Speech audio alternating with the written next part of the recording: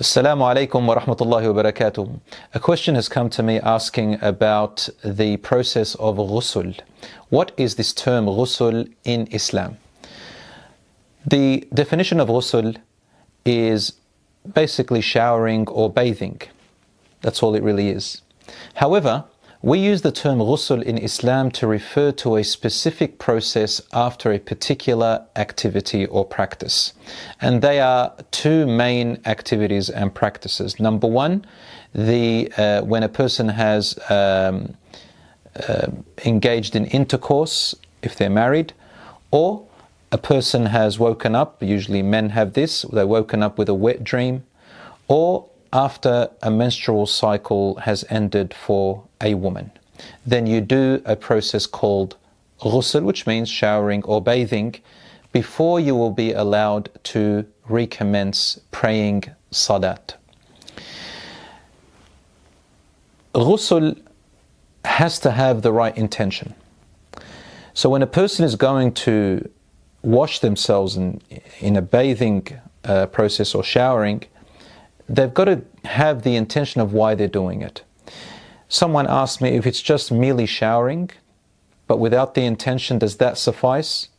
According to the majority of scholars, no, it does not suffice, and it is safer to go with the intention. But the intention is really nothing. It's merely an intention in the heart, that you're going to wash yourself in order to become spiritually clean, in order to go back and pray your salat and so on, other acts of worship which otherwise you couldn't have done.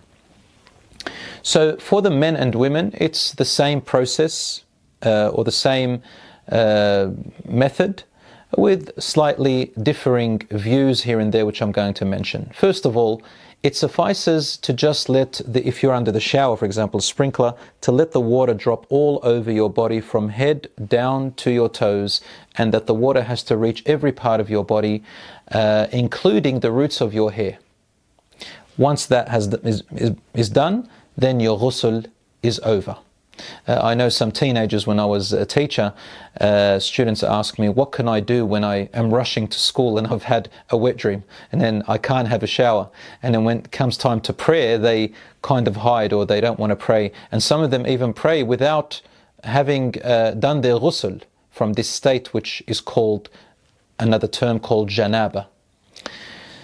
So we had to rush to answer that question and say, listen, it's very easy. All you have to do is just jump in the shower, let the sprinkler go all over your body, 1 minute job, and it's done. So it's that simple for both men and women.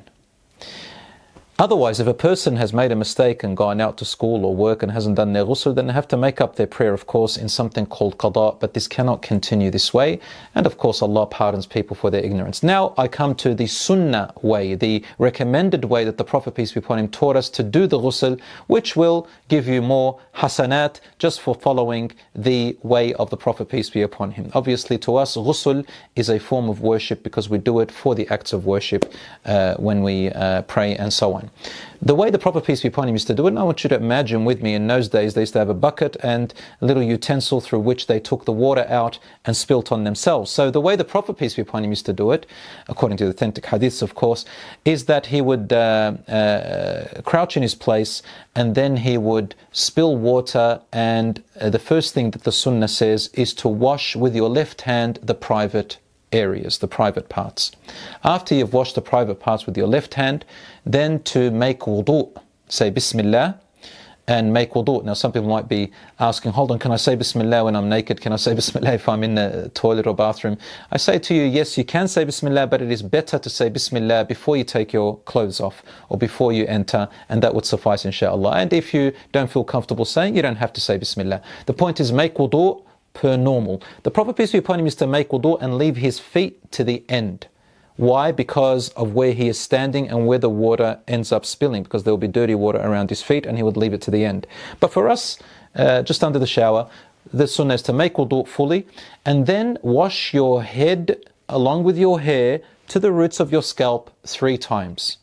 Now, if you've got hair which you've tied up, especially with women, because generally we know that women have long hair and sometimes very hard for them and they don't want to untie it, they probably have braids, for example, then the scholars are agreed that there's no evidence to say that she has to unbraid her hair or untie her hair. So long as the water gets covers her main scalp and covers the majority of her scalp after janaba, which is after intercourse, then that is okay. And some scholars said if it's after the menstrual cycle, she should try her best to get the water into the roots and the scalp, but there is no real evidence to say that specifically. So both men and women to try and get the water into the scalp, let their hair be soaked and the water get to the majority of the scalp, and that inshallah will suffice. After that, to wash the right side of your body 3 times and then the left side of your body 3 times, and leave your feet to the end. Now, as I said, the reason the feet were left to the end was because in the olden times they would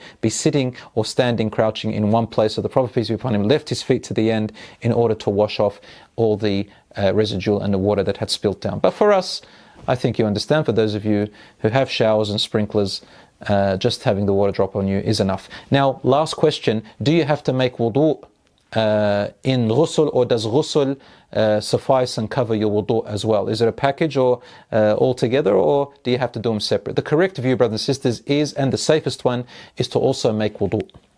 So make the intention for ghusl in your heart, and then the intention for wudu while you're in the shower, and inshallah you can pray straight after it. I hope that answers your question. Wassalamu alaikum wa rahmatullah.